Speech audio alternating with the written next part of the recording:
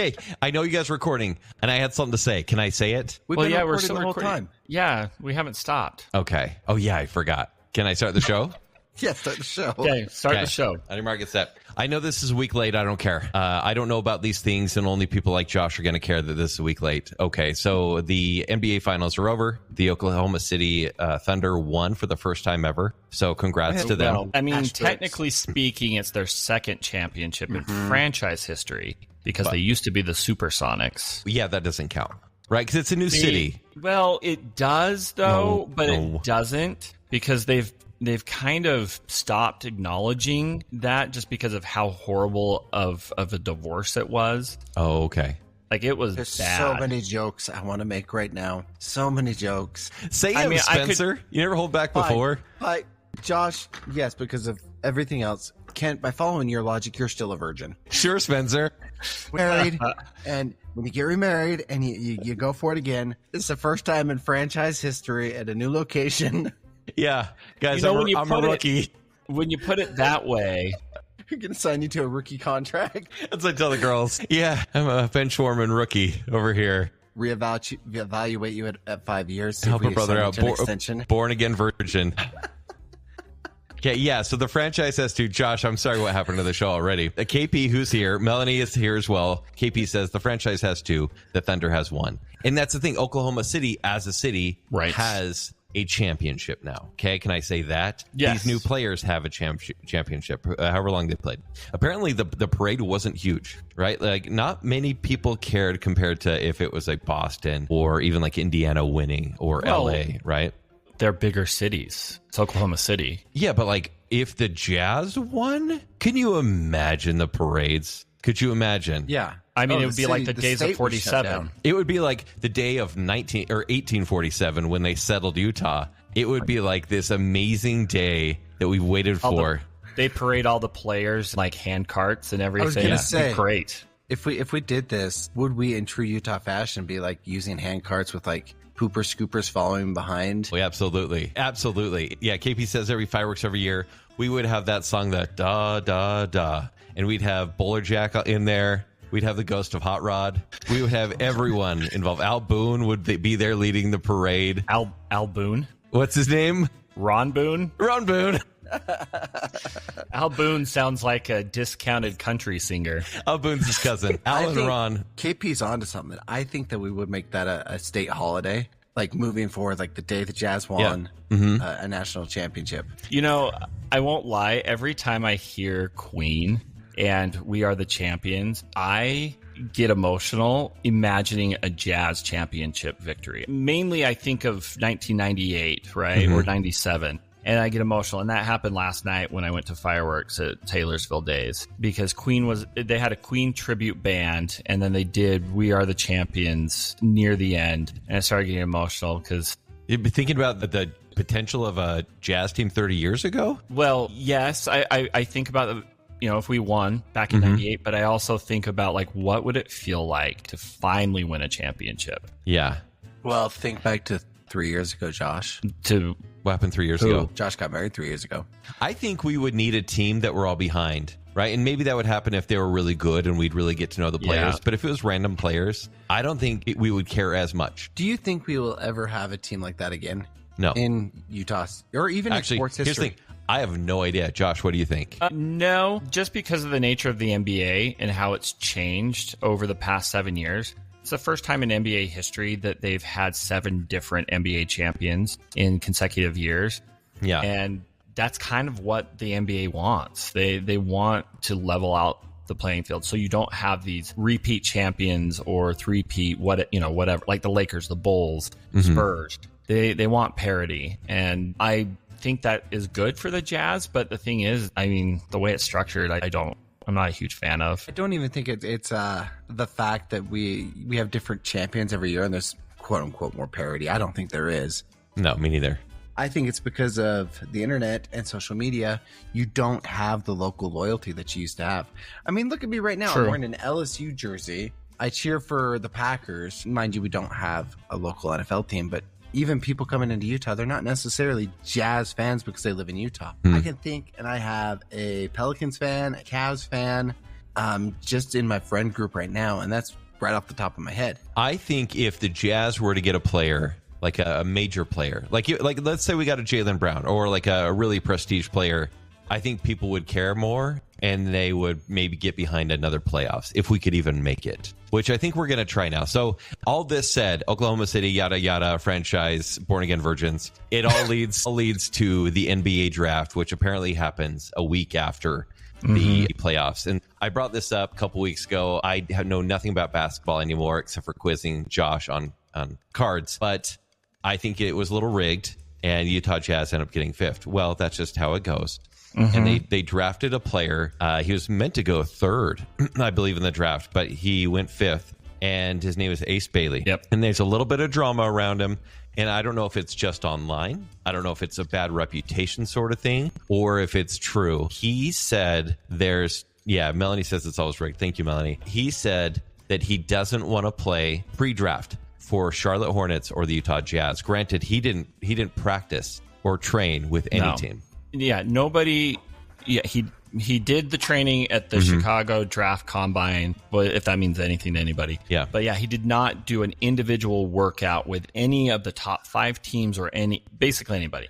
And honestly, what's the reasoning behind that? The tactic and the belief is that he was trying to steer himself to get to the Washington Wizards, which picked 6th right after us. And so apparently his people told anyone drafting in the top 5, and apparently specifically one team that he wouldn't even report, that basically not to draft him, that he would not report. And I think everybody was assuming, and I'm pretty sure it would be, that it was the Jazz. So the top 5, it was Dallas, San Antonio, Philadelphia, Charlotte, and then us. So Charlotte and the Wizards apparently had a back end deal that they were going to get him to Charlotte, even though he went 6th. They're going to do this trade. And I guess Danny Ainge, he's kind of a wheeler and dealer. Oh, yeah. And he's done this before to the Sixers. And he is like, we're taking Ace Bailey, who's a great player, but full well knowing this is going to screw some other teams over, and we got a good guy at the same time.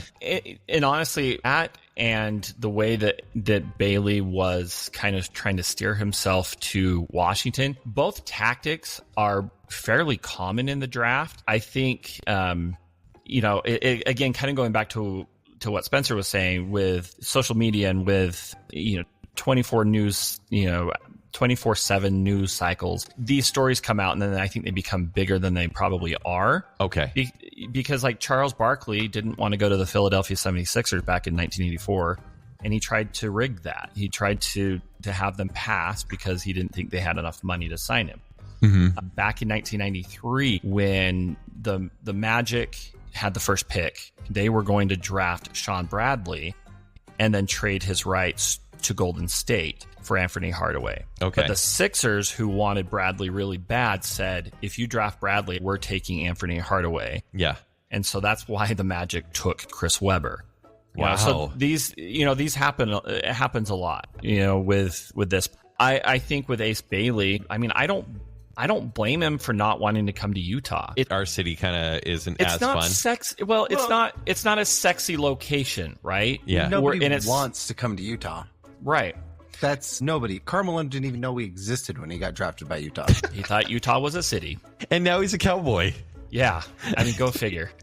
But I think with Utah especially, we do really well with players who have young families, right? Because people love the community and love what that does for a family. And Europeans, because they don't really care, right? They're just grateful to be here. Well, and they're pretty white as well. Let's just put it on the table. So when it comes to the draft, and this is why I think it's harder to, for teams like the Jazz to draft so high, is you bring in these top tier prospects, right? Who, I mean, one and done, whatever you want to call them. And they don't want to go to they don't want to go to Utah. They don't want to go to Charlotte. They want to go to the bigger cities. They want the exposure. And I don't blame them for that because they're stars. Yeah. And so, I don't blame him for not wanting to go. The way it was handled, especially by his representatives, was messy. But honestly, I think when he gets here, he'll adapt. And the way that the NBA is structured now, it pays more to stick with your team. to stick with the team that drafts you. And so if he stays here in Utah, I mean, he's going to get paid. And the incentives that come with, winning and doing your best, getting all NBA, getting awards will pay off in the end. So I don't know. I'm excited to see how he adapts. I'm excited to see what the Jazz do with free agency. I mean, I traded one of our best players, but for nothing. Yeah, Colin Sexton, right?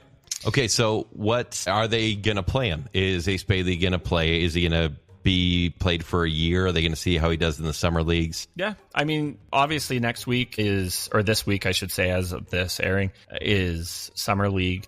So we'll see him out there. And it's funny. I would say Utah fans, they have good memories until he starts doing well. Like they'll be mad at him for kind of hating on Utah until he does well in the games, and then they'll be behind him. I don't know. It's going to be interesting to see how we react. I don't know. I don't want to open the gates to a whole Donovan Mitchell conversation, but whatever. Here's my thing: is if the more and more information that's come out, it wasn't even his agent. It was his agent who wasn't even approved by the NBA Players Association. So he's not authorized to act as an agent, but he was. That was planning all this information and putting out all this information. So we don't even know if Ace even said any of that. Okay. So that, and ESPN for whatever reason likes to blow these stories, making Utah look bad. Sure. Way out of proportion. Yeah. Mm-hmm. And I will say this with our second first round pick with what's his name? I almost wanted to call him. Yeah. I wanted to call him Walter Payton, but I knew that was wrong. Yeah. But it was interesting because when he was interviewed at the draft about being drafted by the Jazz, I was kind of annoyed because there was a reporter there that was basically trying to bait him into kind of crapping on Utah. What does it feel like going from sunny, beautiful Florida to snowy, cold Utah? And I'm like sitting here, I'm like, you're a reporter? Yeah. Probably Barstool Sports, if I'm being honest. Yeah, let's be honest. But yeah, people just love to crap on Utah as much as they can, because we're not the sexiest place, and that's okay, you know? But we're sweet. Extremely. No, we are. We're just modest, so we keep it covered. Modest is hottest. That's right. That's actually our state slogan. Just wait until those new garments come out, though. We have lots of sexy spots here in Utah, especially down south. We just keep them covered. Josh is wearing a shirt dedicated to that down south spot. Anyways. So that's actually kind of near the middle. Oh, yeah, that makes sense, actually. Huh? Okay, enough about sports. I want to hear about reality TV because Spencer had a story that we shut him down on for the other show. So, Spencer, indulge, please. Let me pull up my sources. So, you two are familiar with the Bachelor format. Yes. Yeah, of course. Do you want to hear about the new season drama or the old season drama? Let's start with old and work up to new. Yeah. Interesting you say old because both my stories are about the Golden Bachelor. Yeah. Oh, gosh. Okay. So let's talk about the Golden Bachelor from last season. You two watched it, right? I watched. Yes. The Bachelor or Golden Bachelor? The Golden Bachelor. There's been Golden Bachelor and Golden Bachelorette. I actually did not watch the Bachelorette, the Golden Bachelorette. Yeah, you didn't miss anything. Oh, wait, there was a Golden Bachelorette? There was. I thought there was just these two. Okay. So go on. So we're going to be talking about, his name is Jerry, right? Mm-hmm. Yeah. What are your impressions of Jerry? Okay, so Jerry, when they announced the Golden Bachelor, bless their hearts, they even got pretty good ratings. They announced that there's this guy, his name is Jerry. He's kind of a gaunt guy, lower 70s, pretty well spoken, but they sold it all on his story of being a widower, right? He has grown daughters who signed him up to be on this show. And his wife passed away 10, 15 years ago, and he thought he'd never find love again. And so all the promos were of him crying, saying, I'm ready to try you again. And as he went on these dates, you're like, wow, he's better than anyone on the show. He's really handling these conversations well because he's so validating.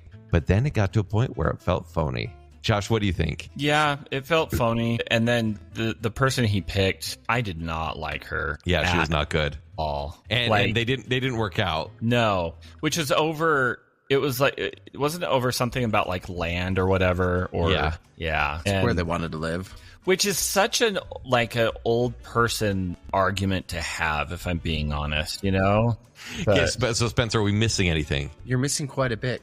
Okay, because that's what he's portrayed as, a loving husband who was grieving his wife of many, many years. Yeah, and was just barely starting to even consider the hope and dream of dating and loving again. Yep, that's right. His daughters pushed him into this. He was a restaurateur, or what do you call it? Yeah, restaurateur. restaurateur Yeah. who made his money through that. But as Hollywood Reporter dug into these claims, as you said, things started to fall apart and feel a little bit fishy.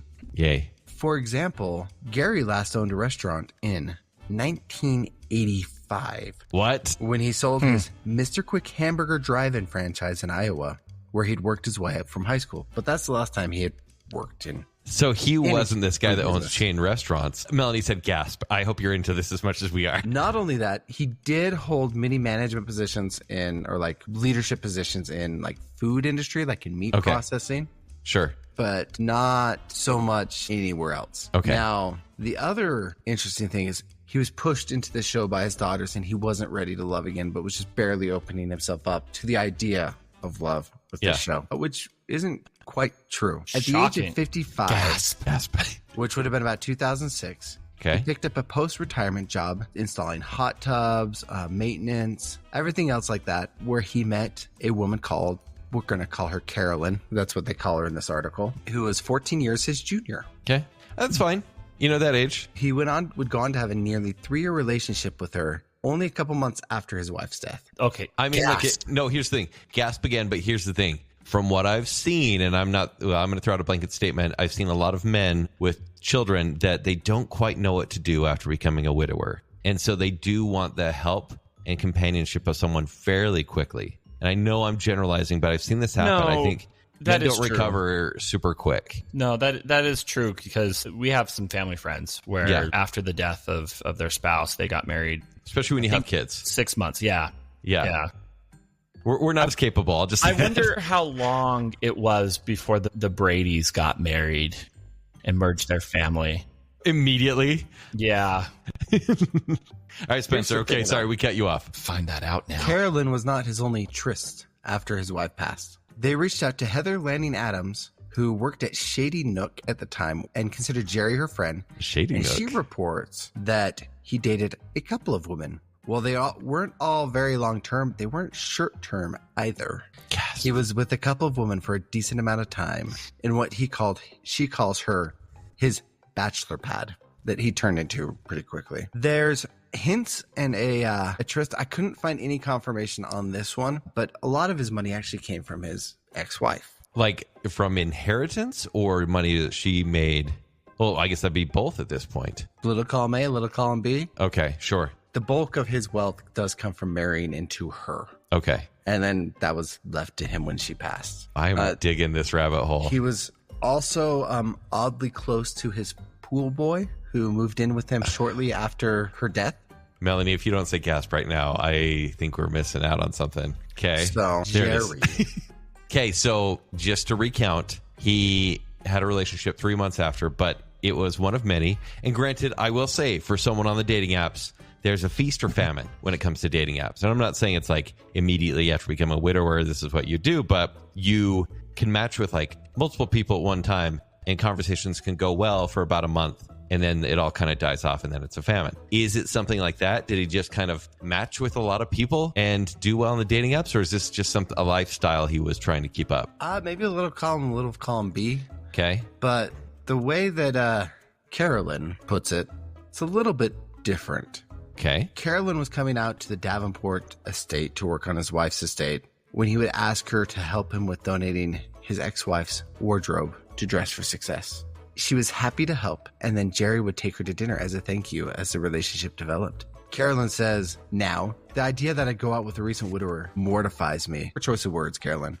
Poor choice of words. I really just didn't see it until I went back and looked at my text messages. I never realized Jerry's texts had turned hot and heavy so relatively soon. Indeed, an eager and self-depreciating Jerry joked while texting, I got lucky, all caps, when you first said you would go to dinner with me 2 weeks ago.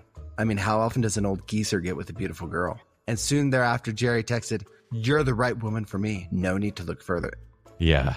I mean, the gravestone's still coming in at this point. I mean, this is how quick it went. Jerry persisted in asking her to move in with him at the lake house for almost a year before Carolyn considered it. Eventually, Carolyn fell hard, driving 5 hours to spend what she remembers as blissful weekends with Jerry at the Dream House on Big Long Lake. But after a year of weekends, she finally agreed to move in with him. But before she gave up her settled life in Iowa, she says Jerry promised her elderly mom that he intended to eventually marry her. He suggested he quit her job and put her in the middle of nowhere, basically trying to force her into it. When she arrived, Jerry told Carolyn that her share of the expenses, so he told her once she moved in, she would have to be paying $1,000 a month, which Carolyn negotiated down to $850. Oh, wow. And they would go Dutch on all meals except for special occasions. So, like, she's more of a roommate. Yeah.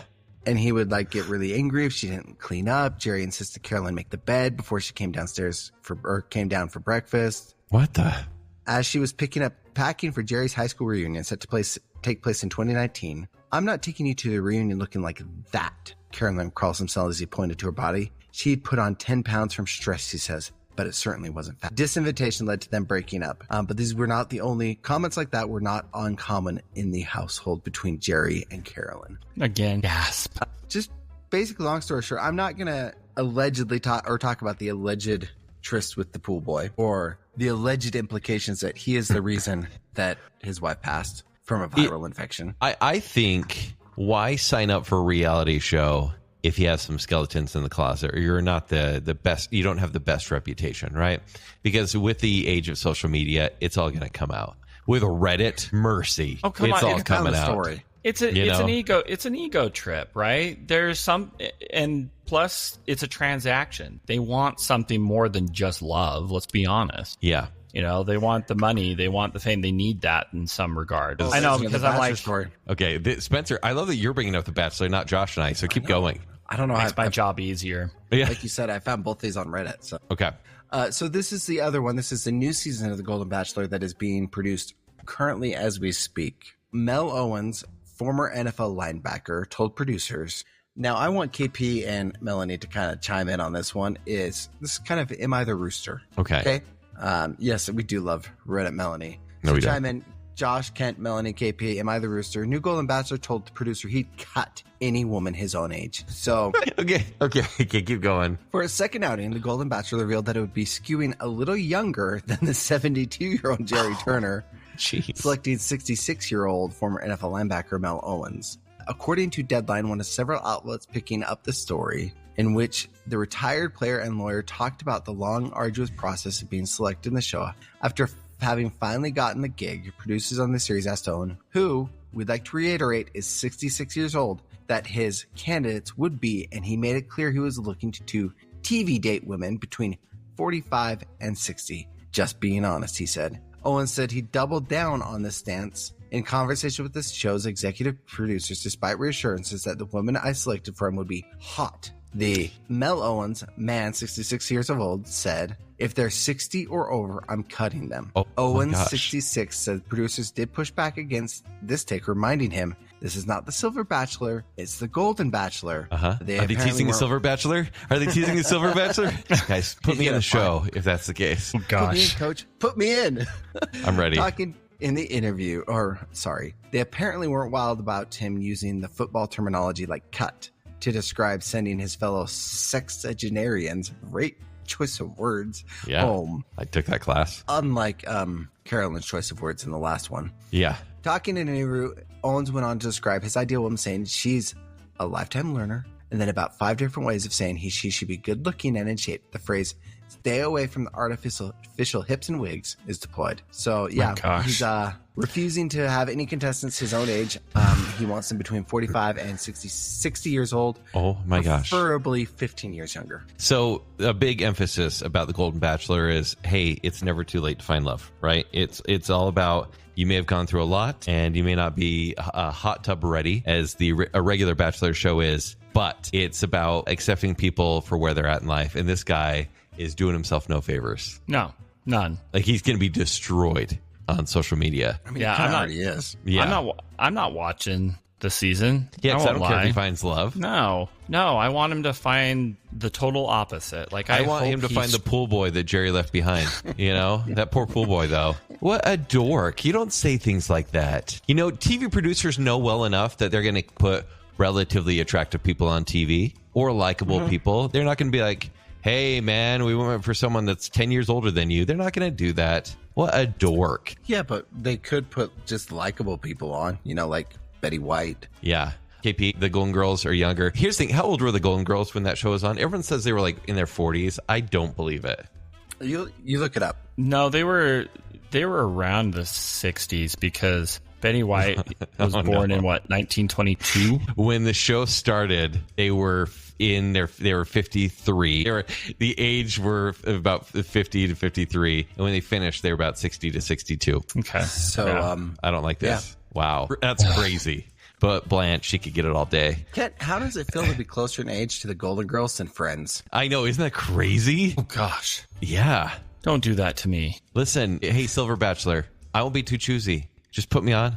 Give me a personal trainer so I can get hot tub ready. It's fine. And then they'll just pick girls that you matched with on either Tinder or Mutual. Yeah, people I've already gone out with. Which will just be, hey, honestly, that's not a bad idea for the premise of a dating show. No, don't give Spencer ideas. Second chances. I don't like it. Yeah, you go through their dating history, their dating apps, and it's people you've gone out with once.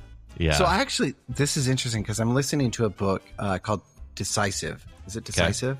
Okay. KP, you're going to dig this one. So let me just double check. It's by Chip and Dan Heath. It is called Decisive. Yeah, how to make better choices at life and work. And they actually did research on this about women who had gotten married and why they got married to the person. Most of them, I think it was about 70-ish%. I could be making up the percentages because about 90% of statistics are made up on the spot. Yeah, of course. But it was a rather large, high percentage, higher than 50%, so statistically significant, of women said that it was somebody that they had known for a while or had gone out with them a few times and they initially said no to. A bunch of the women that were working on that research went back and went on third and fourth dates or went out with the person they said no to multiple times. And a significant portion of them ended up in relationships with the person they said no. So following that logic, a great television show, reality show, would be to take a bachelor, somebody, I don't know, in their early to mid 40s, who is actively in the dating scene, and has gone out with women multiple times, or at least once. And then you go through a second chance. See, I will say the majority of dates that anyone goes on, it's kind of like mission discussions. You always teach a first one, and for some reason you never get a second, but you don't know why. That's the dating field, right? You're like, oh, that went pretty well. Oh, and then you're like, oh, we're not texting anymore. I don't know why. What did I do? Because you gave him the ick. Yeah, apparently I give the ick. It's the mustache. No, well, I don't. The mustache is the best part. Well, we're all sporting mustaches. No, if Kent wore aviators and a bomber jacket, that mustache would exude testosterone. I'm going to go get my drive jacket right now. So, oh, gosh. No, that's estrogen right there. Take it easy. Hey, before we go any further, because we're marching along here, we actually have a couple of phone calls. Oh, let's do it. Hey guys, Jason Budge here. This is Tanya's husband, proud Disney mom's husband. Hey, I have two things for you. I listened to your show last week, and number one, need to know, did Kenny get a second date after taking his girl out to 25th Street? And number two, you guys were talking Fuego, you were talking Takis, but have you tried the hot nuts? If you haven't tried the hot nuts, you got to try the hot nuts with the Fuego. That's all, guys. I actually do have a can of hot and spicy boiled nuts downstairs. I got them from my boss. I'm just not going to go anywhere with talking about hot nuts. But we would like an update on 25th Street, Kent. How's it working out for you? She could be the one. If you take her on a second date, she could second chances. So that second chance show, we're going to have to wait for that one because the date was wonderful. It was great. I call her Boba Babe, by the way, but actually 25th Street works out great. And it was a great date, like literally great. Kent, if you ever want anything more than another date, you cannot call any girl you go out with 25th Street. Yeah. It's historic 25th Street, Spencer. What's wrong with that? She's old and a hussy. You can't call her 25th Street. So we were texting that night. I got home at like 2 a.m. Things were great. And then I was all cloud 9 because it's been a minute since I've had like a good date. And then the next morning about like 10:30, 11, she sends me a voice memo that was like, hey, just to be transparent, I'm really sorry, but I'm married. Well, basically, she's like, she just got out of a marriage a month ago. And so she was like, I'm still new and sorry, my cats got scared.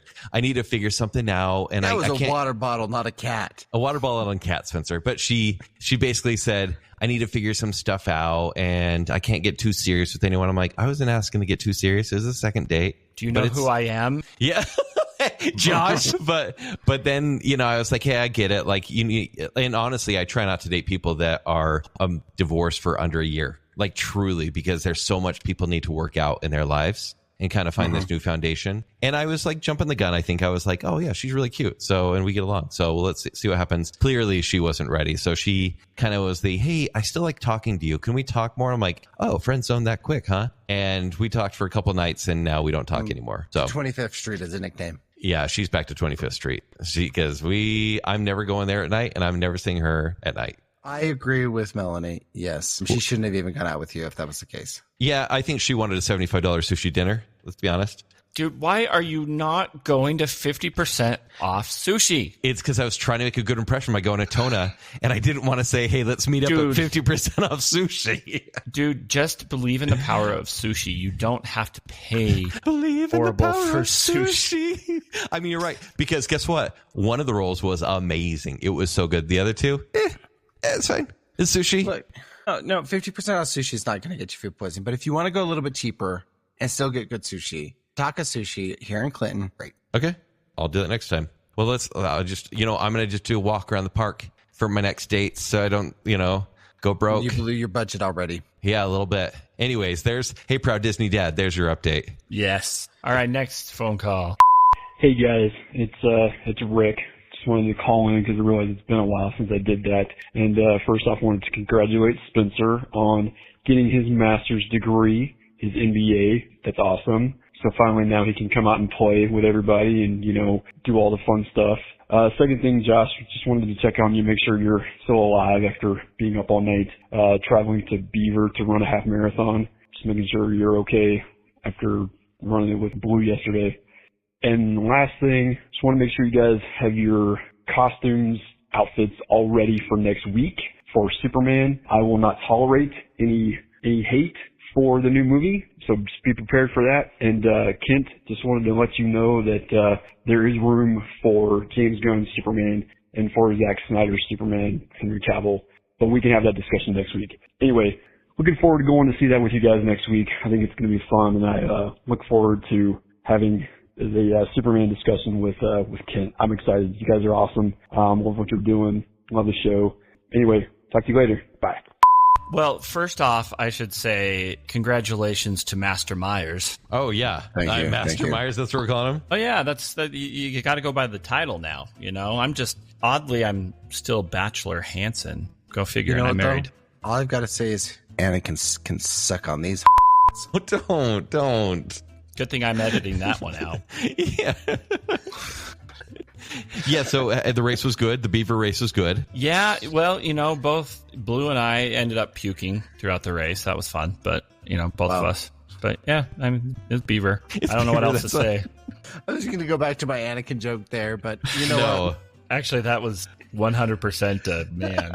I'm just realizing how horrible that comment could be taken. Sorry, honey. So I'll say this because we are going to go see Superman, the three of us, with Rick. And Rick, Kent is going to do what Kent's going to do. It's not going to be any worse than driving back from Man of Steel with Kyle in the car. Just throwing that out there. Not nearly. Here's the thing. Actually, Rick, I want to thank you because my gripe here is not seeing the movie. It sure isn't. It's that they're not screening it for movie critics. They're only screening it for influencers. As a lot of studios are tending to do now, and I'm a little more... Do they know who you are? Right. I'm morally opposed to it because influencers lie and don't give a real opinion. Why do you think they're screening it for influencers? Precisely. But because they're not screening it for critics, I wasn't going to see it early. I mean, I was going to see it like on the Thursday before it came out, put out a review.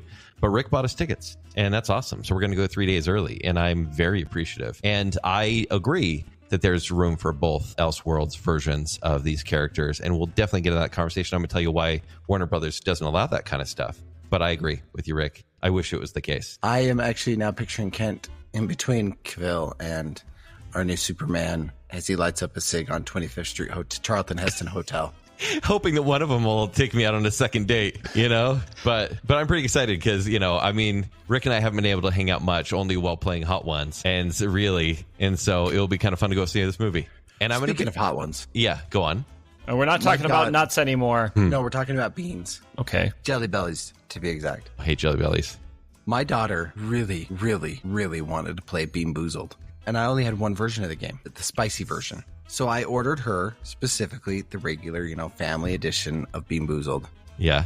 Rick and his son graciously came over tonight to play it with us. And my daughter didn't even make it one round. She made us all eat our beans. And then when it was her turn to eat her bean, she's like, nah, I'm out. What? And just dipped. What? And just dipped. She's not even allowed to watch if you're not going to eat one bean. And, well, so huge shout out to Rick. Rick, who won't even do, like, jalapeno peppers, okay? This is not an adventurous eater at all. Mind you, this is regular Bean Boozled. That's not the spicy edition. But Rick took my daughter's Jelly Belly, and he ate it for her. And it was like fish flavored. Yeah, it's brave. And he handled those Jelly Bellies like a champ. I got one liver and onion one, and I about lost it. Like everything. All 4 Jelly Bellies I'd eaten to that point almost went back up out. He got one, and he's like, not bad. Not bad at all. So yeah, it's brave. Can we just have like a round of applause for Richard Smith, the Jelly Belly Bean Boozle master? What are our speedo? Okay. Hey, I want to go, before we finish the show, I want to talk about movies coming up this month. One of them will be Superman. But before we talk about that, on the 2nd, so like immediately this week, we have Boar. What? Yeah, because it made money. Of course it can. It's so funny. It made all the money. Snow White failed, and they're like, we're not going to make those live action movies anymore. Lilo and Stitch like well overperformed. They're like, we're making a sequel to that. And I can't wait. Yeah, it's going to be good. It's so good. Okay, movies. And that was a movie, so that counts. But Josh, this one's for you. The 2nd, meaning this Wednesday, we have Jurassic World Rebirth. Yes. Oh, I thought you were going to say Dora and the Search for Sol Diablo. Yeah. Sol Dorado. So I want to see Dora and Sol Diablo. Make that movie. Diablo is the public domain. Diablo, no deviling. I am so excited for this movie. Jurassic World, not Diablo. I actually have my tickets for opening night already. Okay. So what is your take on any Jurassic Park World after the first one? My favorite after the first one is probably Jurassic Park 2. Me too. I love when the T-Rex goes meandering down San Diego and eating people. Okay. Then I would probably have to say after that, the first of the Jurassic World. Agreed. And then the second one of Jurassic World. And it's probably a tie in between the last one and Jurassic Park 3. But probably Jurassic Park 3 gets the nod on that one because it took me a while to appreciate it. Yeah, I think 3 has some good parts. Dominion has the locusts, which I just can't tolerate. But because you don't like locusts, or you just thought it was a stupid... I thought it was stupid. I want to see a movie about dinosaurs, not about the end of the world by locusts. But they were big. They were big. This movie will fit right in the middle for you, Josh. Just telling you now. Okay, perfect. Yeah, as far as quality, that's all I need. It'll be right around Jurassic World territory. Okay, because the thing that I know from previews and everything, there are more mutant dinosaurs in this movie, which should be interesting. It's been until you realize you're not getting a lot of Raptor or T-Rex in this one. It's a little disappointing. Well, but you still get the T-Rex raft scene, which was a scene that Spielberg wanted in the original. It's good for a minute. Well, that's all I need. Yeah. Okay. Yeah. Again, sorry, honey, I didn't realize the joke I made. Okay, so then a week and a half after, we have Superman on the 11th, and that's the big release then. And then jumping right to the next week, we have Eddington. So this is the 18th. Eddington, which is the new Joaquin Phoenix COVID, a trippy drama that the director who did Hereditary and what else did he do? Midsummer. He is doing that one. Eddington. It's going to be real weird, like bizarre. And it's all about COVID and how people treated each other. So wait, is it a documentary or is it a movie? No, it's a movie. Like it has Emma Stone, Joaquin Phoenix, and it's just going to be bizarre. Does Emma Stone die in it? Because that would be probably. Okay, that same day we have I Know What You Did Last Summer, the reboot, and Smurfs with Rihanna. Okay, so the reboot, are they like just redoing the original, or is it a new storyline? Yes and yes. It's a whole new cast, but they're like, what's going on? Who can we go to for help? Jennifer Love Hewitt and Freddie Prinze Jr.? Let's talk to them. So it's kind of like Scream, bringing back all the old characters again. Same thing. Yeah. And then on the 25th, we have the Fantastic Four, First Steps. Oh, yeah. I know. Oh, yeah, right. We'll see how this goes. I've heard good and bad things. I'm very curious to see how it Well, the whole feel of the preview that I saw, it's interesting because it feels like a live action version of The Incredibles. Incredibles is a cartoon version of Fantastic Four. So yes. Well, look at that. No, it truly is. Huh. Like it's the Fantastic Four have never really got a proper movie. I mean, well, it's not that they didn't try. Yeah, and there's good things about the 2005 version. I will agree, but like people have always wanted more, and so The Incredibles was more. Yeah, right. I like the cartoon version. The cartoon version. The Incredibles. Here's the thing. Oh, that one. Yes. I was like the Fantastic Four. The Fantastic Four, they're doing one thing that they should have done from the get-go, and they didn't realize until the Fantastic Four exists better as a team and as a concept in these. Yeah. We're reading Melanie's message. I know. I'm looking up the Roses release date. It's a new War of the Roses. War of the Roses? Is that like... We're talking about that in August, Melanie. It's the War of the Roses movie. It's called The Roses. It's coming out in August. We'll talk about that next month. And on top of that, you missed the big movie for July. Hey, I'm getting there. I'm not done. Okay. Is it on the 20th? It is on the 20th. And it's direct to Netflix. Spencer, what is it? It is direct to Netflix. It's Happy Gilmore 2. The price is wrong, Kent. Wait, what? Happy Gilmore 2 is coming out on July 25th. Straight to Netflix. I didn't even know that was a thing. Yeah. It's a when thing. Did they announce that? A year ago. And they've got literally every one of Sandler's buddies and sports friends and movie friends to cameo in this movie. This is the Everyone's Space Jam. coming back. Except for the Norm Sandlerverse. MacDonald. Too soon. And Bob Barker. Yeah. Way too soon. soon. Are they gonna have, is Drew Carey going to come back to replace Bob Barker in this one? Yeah, oh my gosh. That would be great. Yeah, I would love that. So yeah. That makes sense then why I've seen a lot of Happy Gilmore cameos around. It's crazy that like Superman, Jurassic Park will do really well, but Superman and Fantastic Four, superhero movies usually do really well. There's going to be more viewers for Happy Gilmore 2 than there will be because it's on Netflix, but then there will be watching the superhero movies. Like that's my prediction. I don't disagree. I think that's going to be the case. And because then you've got it's Happy Gilmore. I mean, it's not going to be good. Comedy sequels classic. aren't good. But yeah. And then on the 30th, we have, it's like a random day for a movie because they've already had Friday releases, but it's maybe one of the best movies of the year. It's called Together. And this is Dave Franco and Allison Brie. And they play a couple moving out to a cabin in the woods, essentially. And they get a substance on them that brings their bodies together. And it's horrifying. That's not the best movie of the year. Josh, what are you talking about? It's so good. I saw this one at Sundance and it's messed up. I think we found Kenny's kink. Companionship? And I'm sure you could actually get joined together on 25th Street. Okay. Yeah. Some guy tried. You actually might be onto something there because that's something that both Kenny is afraid of and yearns for. Oh my gosh. Josh, take us out. Actually, before we do that, okay. Before we leave, we do need to make just a quick little announcement here. So next week is going to be the last show, the last episode until we take a little break, a little summer, a little summer vacation. So we'll be back the first week in August, but we're going to take a little break and we're going to kind of. Sir, you can't say that. You can't be like, because. Will we? Not to Tuella. I'm just saying we're taking a little break to do some things to focus on ourselves. Kent's going to a concert. I'm thinking about having a baby. Josh is thinking about getting married. We'll see how things shake out. No, we're taking the break also. It's 3 weeks off. I will say this, though, before I take us out. We are going to take that time also to kind of think about the future of the show and see where we're going with this. So I'll leave it.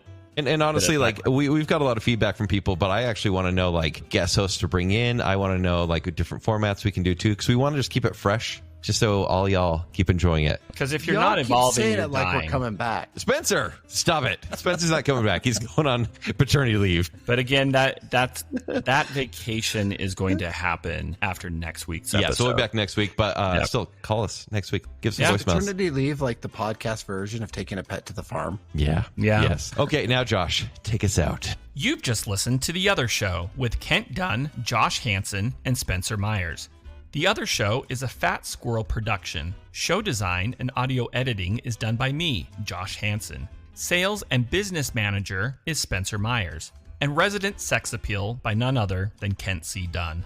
The Other Show is generously supported by our friends on Patreon. A huge thank you to our Friends with Benefits tier. These friends are contributing a minimum of $25 a month. which in return comes with some rather significant benefits, including the weekly off-the-cuff episodes of The Other Show, monthly bonus episodes, quarterly access to a live stream recording of an episode of The Other Show, and exclusive swag and perks. A huge thank you to our favorite Brit, Jonathan Bhaskar, the lovely and talented Mrs. Robinson, the one and only Chris Anderson, Brandon from Popfly Cards, Lady Terry A. Finley, the proud Disney mom, Tanya Budge, the other Keith Brown, it's Rick, not Dick, Smith, Dave, and everyone's favorite Melanie Milring. To support The Other Show on Patreon, visit patreon.com/The Other Show to join. Please rate, review, and subscribe to The Other Show on Apple Podcasts, Spotify, iHeartRadio, YouTube, or wherever podcasts are found. Follow us on Facebook, Instagram, YouTube, and X. To better connect with us and other fans of The Other Show, join our Facebook group, The Other Group. For links to past episodes, our other shows, and to shop for show swag, visit our website at theother.show. And remember, when you're not listening to me here on The Other Show, you can listen to me on the Fartlek Running Podcast Show. You can hear me on my other show, Baconsale. You can find me on 25th Street munching on my hot nuts. Let's go!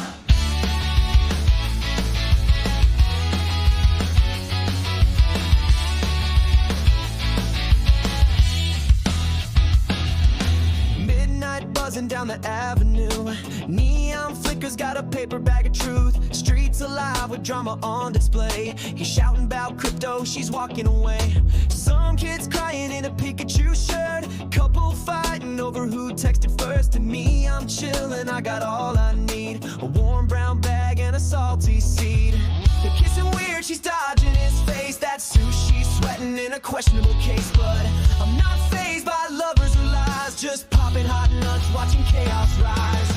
Hot nuts on 25th Street, steam rising in the midnight heat. Folks falling in and out of love, shoving drama in a styrofoam tub. Just lean back, take a bite, let the cinnamon sting ignite. This world's a show and I got the front seat, munching hot nuts on 25th Street.